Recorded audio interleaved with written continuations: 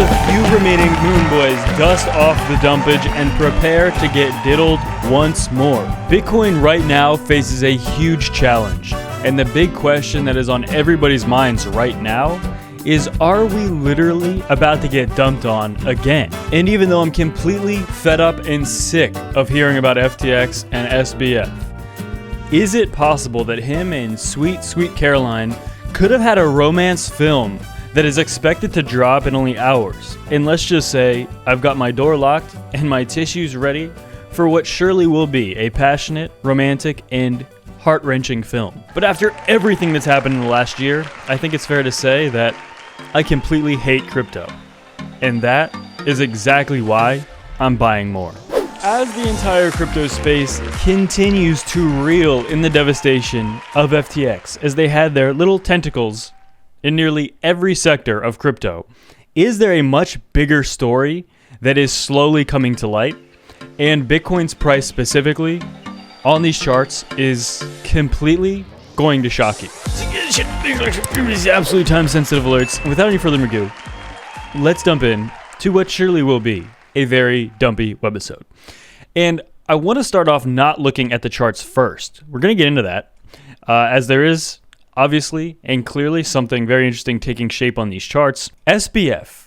It's come to light that FTX held 0 Bitcoin, and in fact, potentially was one of the most anti-Bitcoin people that exists.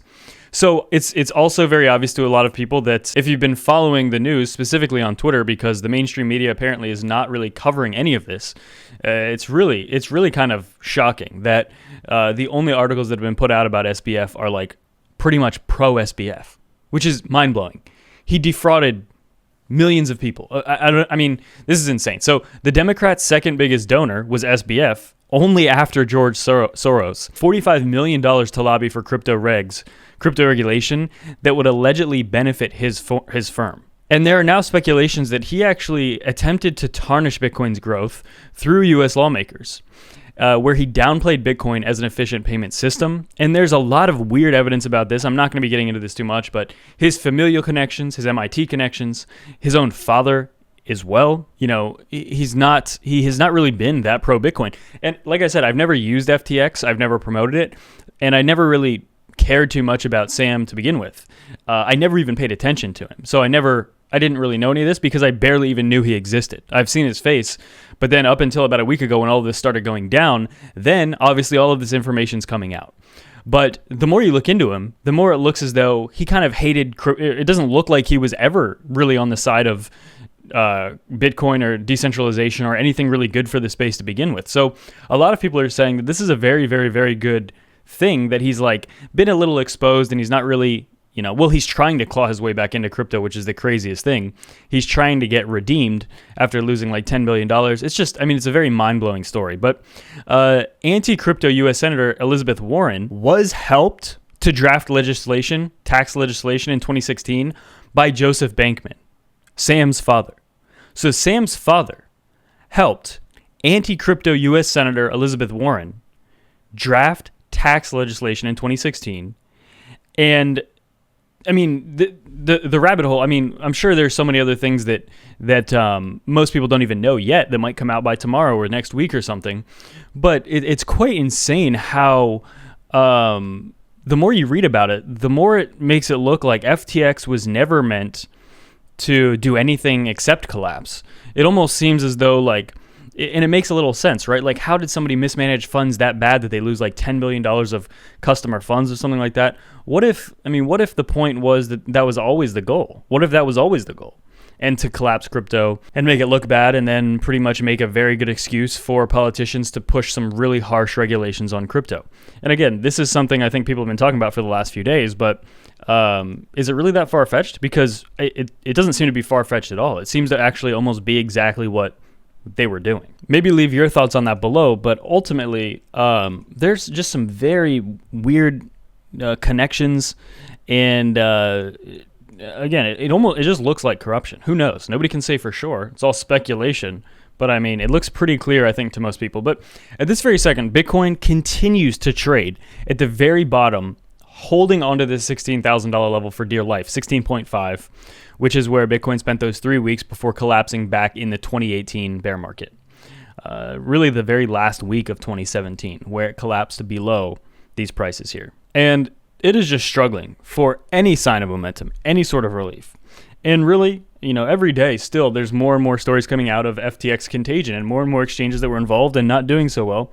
All the while, Bitcoin right now forming a consolidation triangle here, which, again, if we keep getting bad news, I think everyone knows which way this could drop. Again, this space for the last week has been driven, almost 2 weeks now, has been driven completely by news within the space, by some very horrible news, the FTX news, very not good for the space. And right now we're seeing this continue to play out.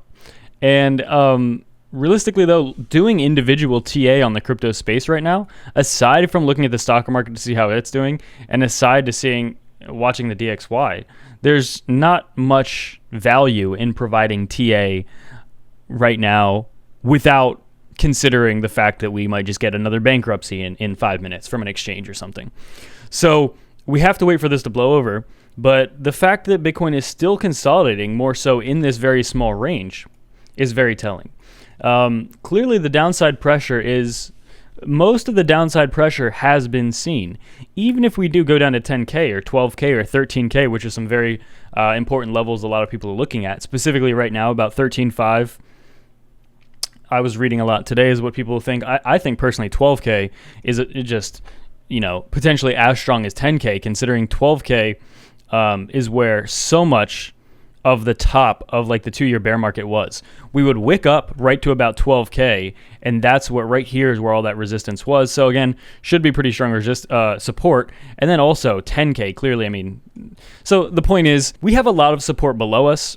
And if we even just pull out the VPVR, you can see it illustrated really nicely. It really comes in around 12.7, 12.5, right around 13K. A lot of volume, a lot of support around here.